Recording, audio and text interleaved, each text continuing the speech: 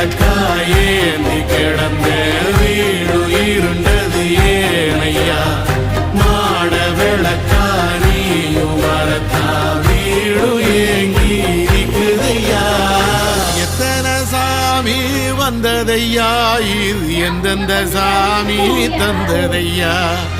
எத்தனை பாட்ட சொன்னதையா சுத்திர பூமி கண்டதையா அடிச்சு வீசும் காத்திலையும் அந்த தகப்பனாச சுத்துதையா